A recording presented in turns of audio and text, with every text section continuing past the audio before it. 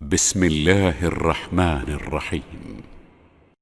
الحمد لله الذي أنزل على عبده الكتاب ولم يجعل له عوجا قيما لينذر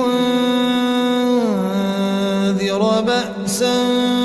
شديدا من لدنه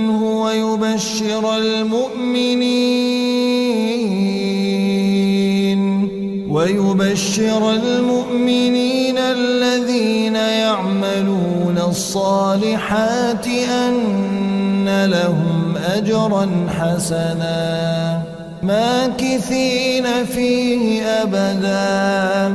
وينذر الذين قالوا اتخذ الله ولدا ما لهم به من علم ولا لآبائهم كبرت كلمة تخرج من أفواههم إن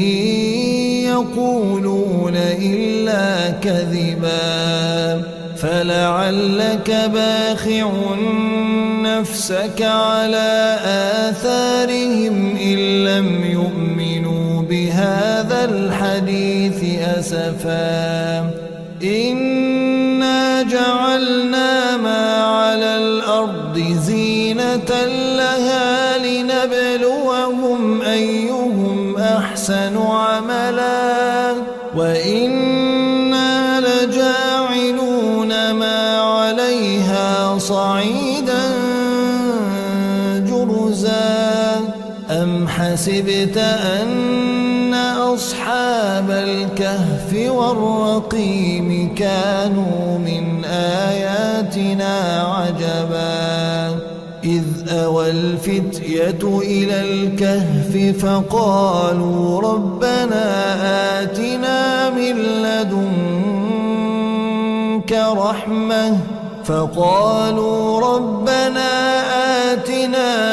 لدنك رحمة وهيئ لنا من أمرنا رشدا فضربنا على آذانهم في الكهف سنين عددا ثم بعثناهم لنعلم أي الحزبين أحصى لما لبثوا أمدا نحن نقص عليك نبأهم بالحق إنهم فتية آمنوا بربهم وزدناهم هدى وربطنا على قلوبهم إذ قاموا فقالوا ربنا رب السماوات والأرض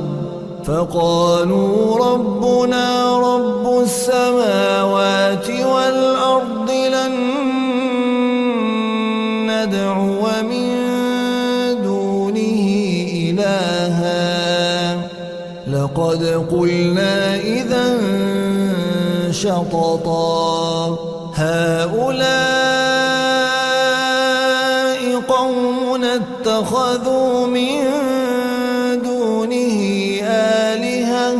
لولا يأتون عليهم بسلطان بين فمن أظلم ممن افترى على الله كذبا وإذ اعتزلتموهم وما يعبدون إلا الله فأووا إلى الكهف ينشر لكم ربكم من رحمته ويهيئ لكم من أمركم مرفقا وترى الشمس إذا طلعت تزاور عن كهفهم ذات اليمين وإذا غربت تقرضهم ذات الشمال وهم في فجوة منه ذلك من آيات الله من يهد الله فهو المهتد ومن يضلل فلن تجد له وليا مرشدا وتحسبهم أيقاظا وهم رقود ونقلبهم ذات اليمين وذات الشمال وكلبهم باسط ذراعيه بالوصيد لو اطلعت عليهم لوليت منهم فرارا ولملئت منهم رعبا وكذلك بعثناهم ليتساءلوا بينهم قال قائل منهم كم لبثتم قالوا لبثنا يوما أو بعض يوم قالوا ربكم أعلم بما لبثتم فبعثوا أحدكم بورقكم هذه إلى المدينة فلينظر أيها أزكى طعاما فليأتكم برزق منه وليتلطف ولا يشعرن بكم أحدا إنهم إن يظهروا عليكم يرجموكم أو يعيدوكم في ملتهم ولن تفلحوا إذا أبدا وكذلك أعثرنا عليهم ليعلموا أن وعد الله حق وأن الساعة لا ريب فيها إذ يتنازعون بينهم أمرهم فقالوا ابنوا عليهم بنيانا ربهم أعلم بهم قال الذين غلبوا على أمرهم لنتخذن عليهم مسجدا سيقولون ثلاثة رابعهم كلبهم ويقولون خمسة سادسهم كلبهم رجما بالغيب ويقولون سبعة وثامنهم كلبهم قل ربي أعلم بعدتهم ما يعلمهم إلا قليل فلا تمار فيهم إلا مراء ظاهرا ولا تستفت فيهم منهم أحدا ولا تقولن لشيء إني فاعل ذلك غدا إلا أن يشاء الله واذكر ربك إذا نسيت وقل عسى أن يهديني ربي لأقرب من هذا رشدا ولبثوا في كهفهم 300 سنين وازدادوا 9 قل الله أعلم بما لبثوا له غيب السماوات والأرض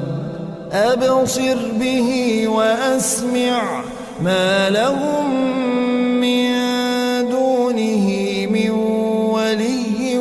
ولا يشرك في حكمه أحدا واتل ما أوحي إليك من كتاب ربك لا مبدل لكلماته ولن تجد من دونه ملتحدا واصبر نفسك مع الذين يدعون ربهم بالغداة والعشي يريدون وجهه ولا تعد عيناك عنهم تريد زينة الحياة الدنيا ولا تطع من أغفلنا قلبه عن ذكرنا واتبع هواه ولا تطع من أغفلنا قلبه عن ذكرنا واتبع هواه وكان أمره فرطا وقل الحق من ربكم فمن شاء فليؤمن ومن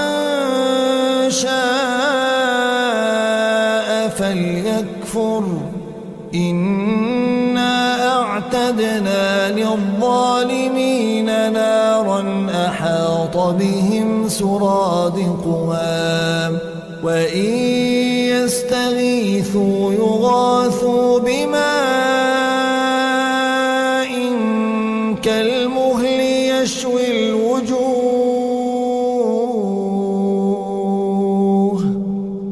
وإن يستغيثوا يغاثوا بماء كالمهل يشوي الوجوه بئس الشراب وساءت مرتفقا إن الذين آمنوا وعملوا الصالحات إنا لا نضيع أجر من أحسن عملا أولئك لهم جنات عدن تجري من تحتهم الأنهار يحلون فيها من أساور من ذهب ويلبسون ثيابا خضرا من سندس واستبرق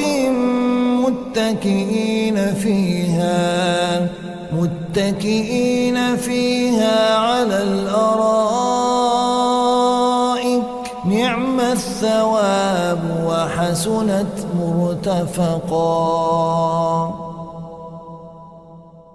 واضرب لهم مثل الرجلين جعلنا لأحدهما جنتين من أعناب وحففناهما بنخل وجعلنا بينهما زرعا كلتا الجنتين آتت أكلها ولم تظلم منه شيئا وفجرنا خلالهما نهرا وكان له ثمر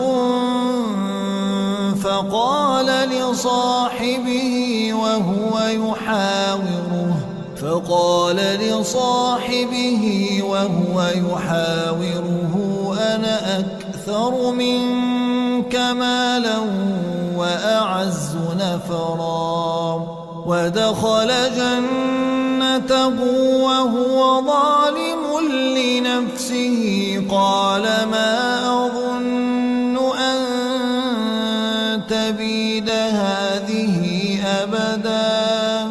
وما أظن الساعة قائمة ولئن رددت إلى ربي لأجدن خيرا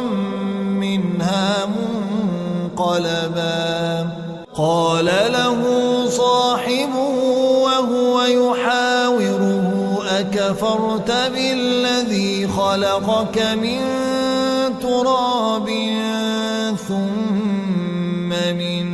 نطفة ثم سواك رجلا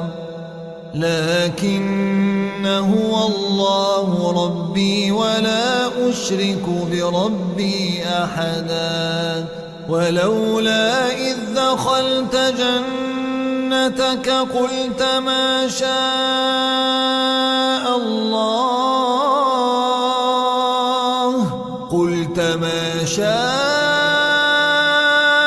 الله لا قوة إلا بالله إن ترني أنا أقل منك مالا وولدا فعسى ربي أن يؤتيني خيرا من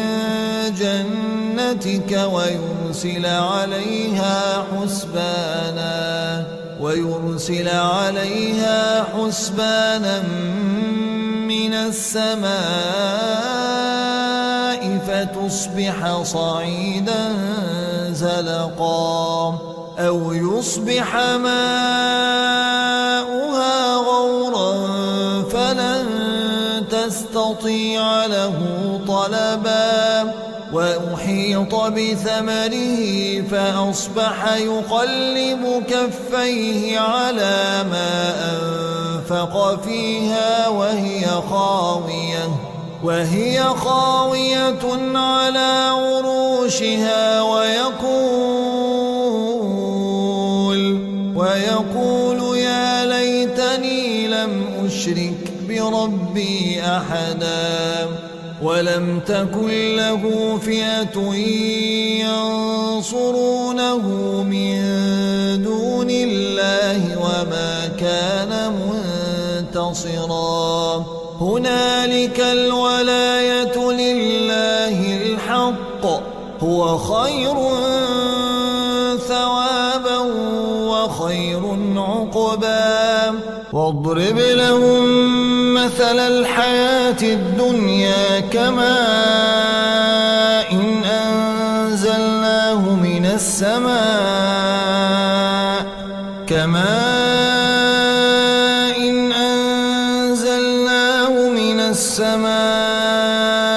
فاختلط به نبات الأرض فأصبح هشيما تذروه الرياح وكان الله على كل شيء مقتدرا المال والبنون زينة الحياة الدنيا والباقيات الصالحات خير عند ربك ثوابا وخير أملا ويوم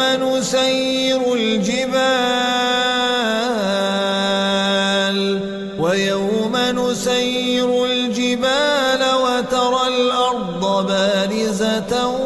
وحشرناهم فلم نغادر منهم أحدا وعرضوا على ربك صفا لقد جئتمونا كما خلقناكم أول مرة بل زعمتم أن لن نجعل لكم موعدا ووضع الكتاب فترى المجرمين مشفقين مما فيه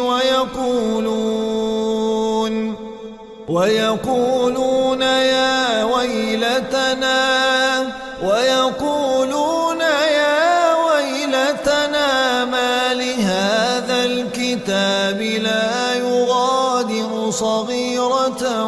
ولا كبيرة إلا أحصاها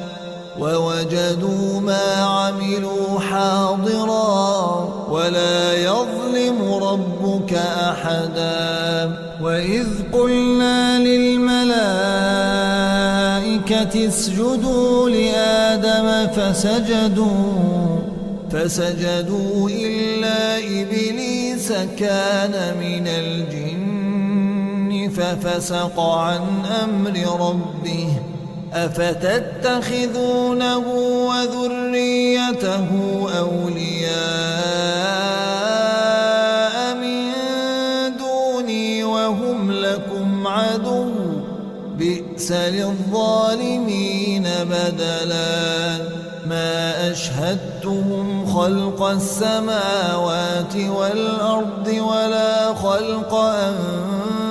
أنفسهم وما كنت متخذ المضلين عضدا ويوم يقول نادوا شركائي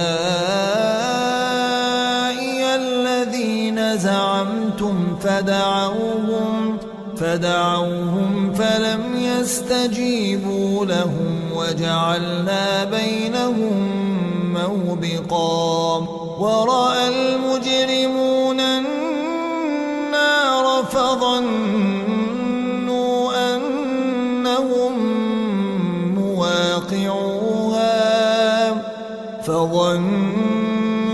أنهم مواقعوها ولم يجدوا عنها مصرفا ولقد صرفنا في هذا القرآن للناس من كل مثل وكان الإنسان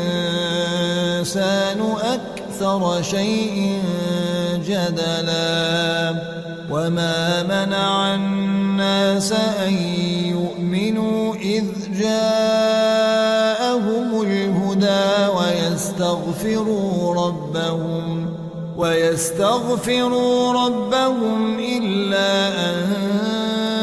تأتيهم سنة الأولين أو يأتيهم العذاب قبلا وما نرسل المرسلين إلا مبشرين ومنذرين ويجادل الذين كفروا بالباطل ليدحضوا به الحق واتخذوا آياتي وما أنذروا هزوا ومن أظلم ممن ذكر بآيات ربه فأعرض عنها ونسي ما قدمت يداه إنا جعلنا على قلوبهم أكنة أن يفقهوه وفي آذانهم وقرا وإن تدعوهم إلى الهدى فلن يهتدوا إذا أبدا وربك الغفور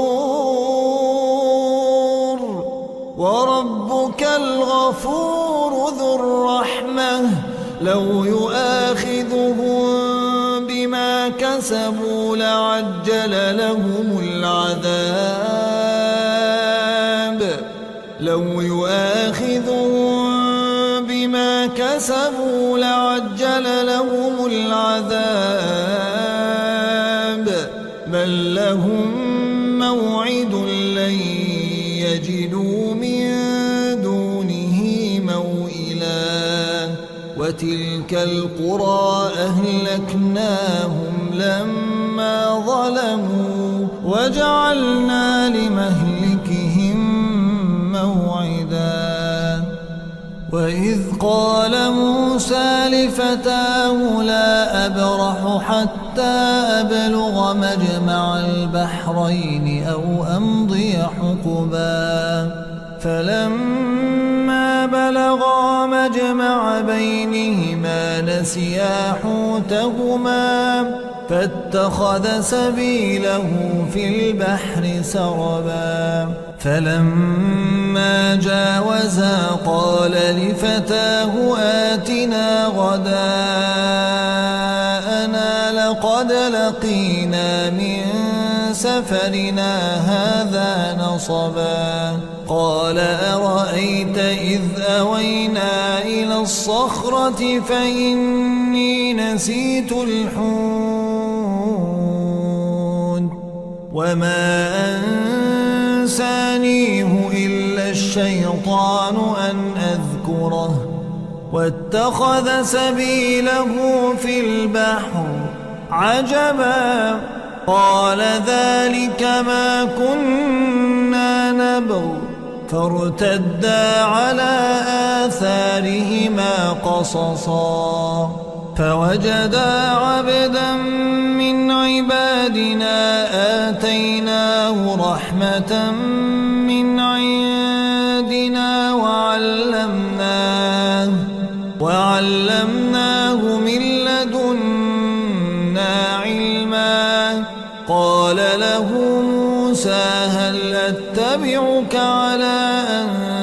تعلمني مما علمت رشدا قال إنك لن تستطيع معي صبرا وكيف تصبر على ما لم تحط به خبرا قال ستجدني إن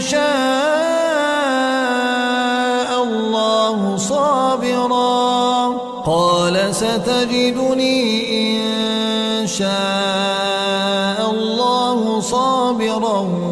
ولا أعصي لك أمرا قال فإن اتبعتني فلا تسألني عن شيء حتى أحدث لك منه ذكرا فانطلقا حتى إذا ركبا في السفينة خرقها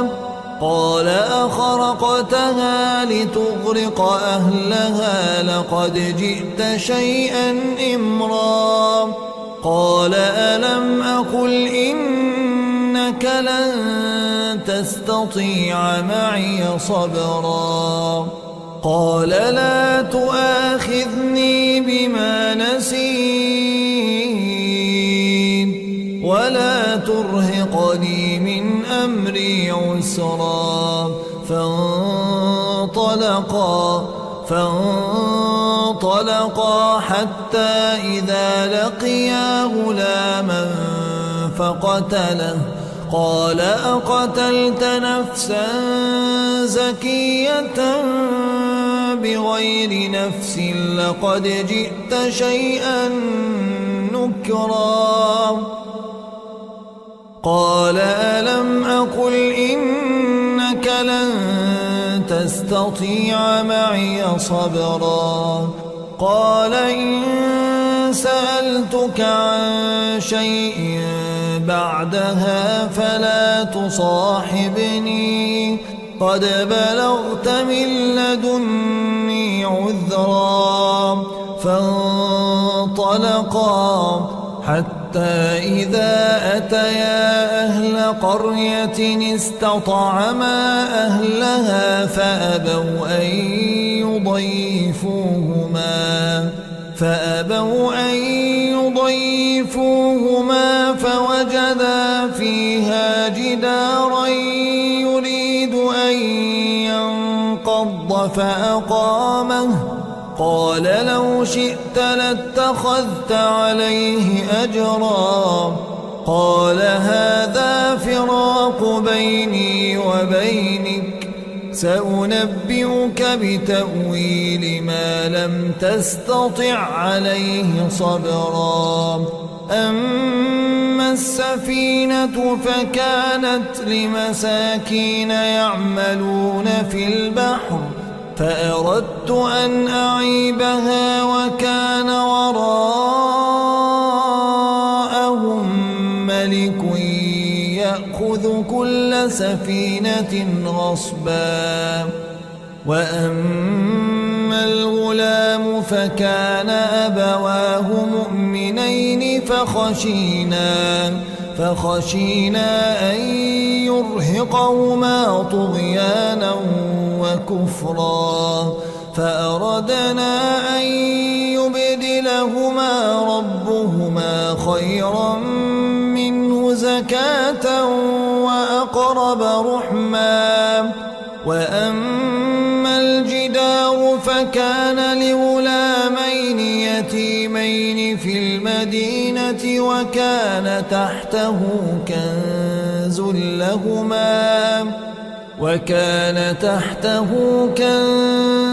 لهما وكان أبوهما صالحا فأراد ربك أن يبلغا أشدهما ويستخرجا كنزهما رحمة من ربك وما فعلته عن أمري ذلك تأويل ما لم تسطع عليه صبرا. ويسألونك عن ذي القرنين قل سأتلو عليكم منه ذكرا. إنا مكنا له في الأرض وآتيناه من كل شيء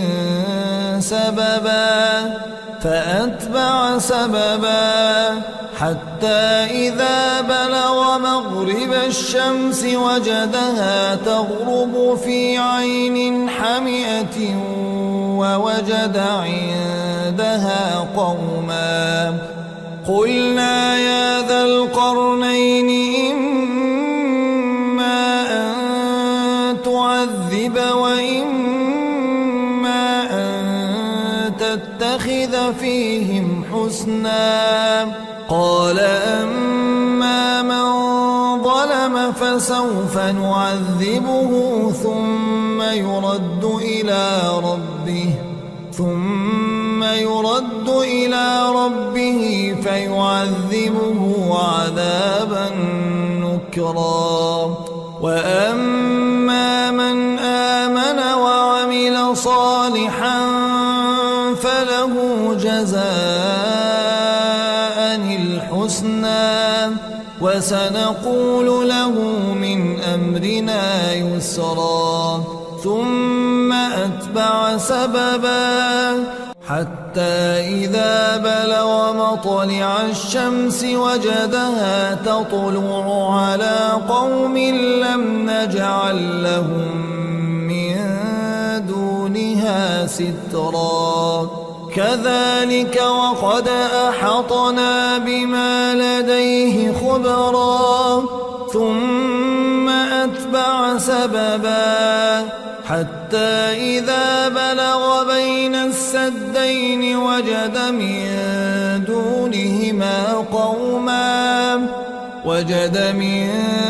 دونهما قوما لا يكادون يفقهون قولا. قالوا يا ذا القرنين إن يأجوج ومأجوج مفسدون في الأرض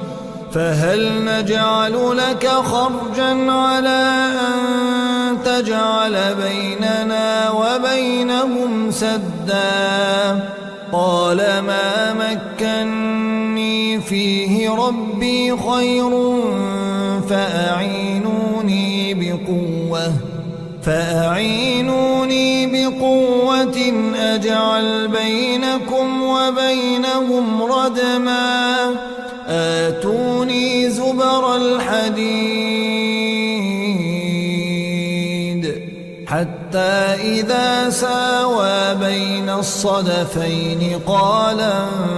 انفخوا حتى إذا جعله نارا قال آتوني أفرغ عليه قطرا. فما استطاعوا أن يظهروه وما استطاعوا له نقبا. قال هذا رحمة من ربي فإذا جاء وعد ربي جعله دكاء وكان وعد ربي حقا. وتركنا بعضهم يومئذ يموج في بعض ونفخ في الصور فجمعناهم جمعا وعرضنا جهنم يومئذ للكافرين عرضا الذين كانت أعينهم في غطاء عن ذكري وكانوا لا يستطيعون سمعا أفحسب الذين كفروا أن يتخذوا عبادي من دوني أولياء إنا أعتدنا جهنم للكافرين نزلا قل هل ننبئكم بالأخسرين أعمالا الذين ضل سعيهم في الحياة الدنيا وهم يحسبون أنهم يحسنون صنعا أولئك الذين كفروا بآيات ربهم ولقائه فحبطت أعمالهم فلا نقيم لهم يوم القيامة وزنا ذلك جزاؤهم جهنم بما كفروا واتخذوا آياتي ورسلي هزوا إن الذين آمنوا وعملوا الصالحات كانت لهم جنات الفردوس نزلا خالدين فيها لا يبغون عنها حولا قل لو كان البحر مدادا لكلمات ربي لنفد البحر قبل أن تنفد كلمات ربي ولو جئنا بمثله مددا قل إنما أنا بشر مثلكم يوحى إلي أنما إلهكم إله واحد فمن كان يرجو لقاء ربه فليعمل عملا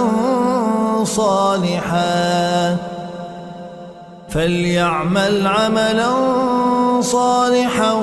ولا يشرك بعبادة ربه أحدا.